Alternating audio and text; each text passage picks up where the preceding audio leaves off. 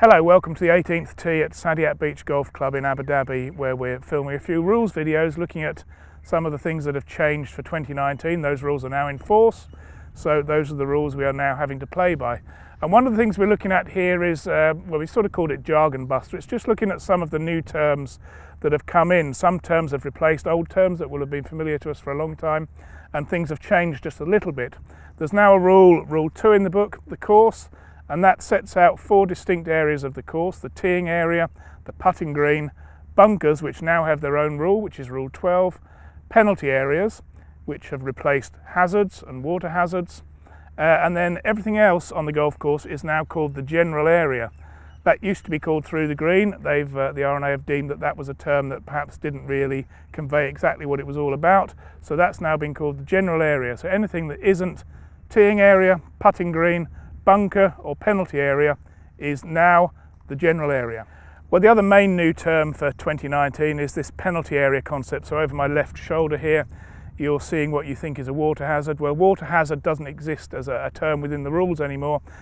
People are obviously going to still call them hazards for some time to come, but in terms of the rules, they are now penalty areas. And one thing penalty areas aren't restricted to is just being water.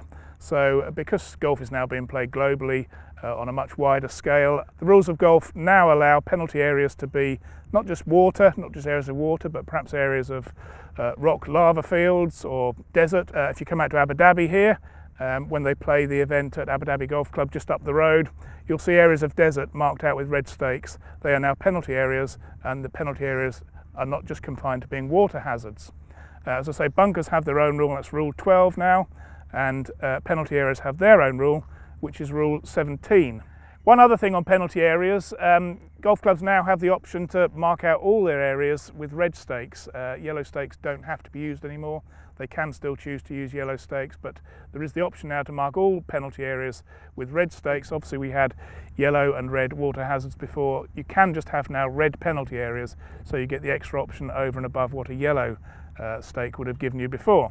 One other thing with red penalty areas is that you can no longer drop on the opposite side of that red penalty area unless for whatever reason a club has put a local rule in place, because it just makes sense for that particular scenario. So you can no longer drop on the other side. One of the reasons for that is if you look at this large body of water here, people could in theory walk miles around to the other side to play their next shot. So no long walks, and you just take the drops from the side where your ball crosses the margin of the penalty area. Another thing that has ceased to exist in the rules is the word casual for casual water. That is now temporary water. Effectively, I think it means the same thing, but it's just a new phrase, temporary water rather than casual.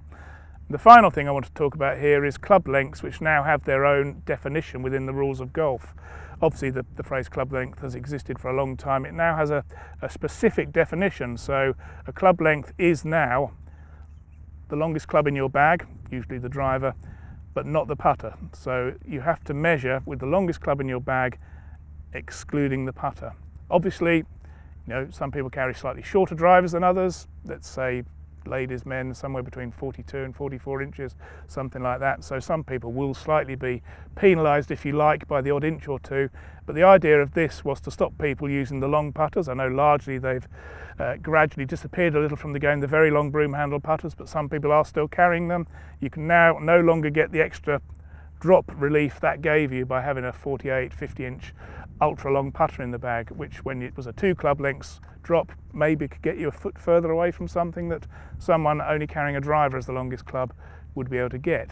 One thing you do need to remember is it's the longest club in your bag that you're carrying that day. So if your driver's not behaving and you don't take it out and your longest club that particular day is a 3-wood, that is your club length, a 3-wood. So you'll be giving up, I don't know, 2 inches there maybe. But club length is now the longest club you're carrying on a given day, but not your putter.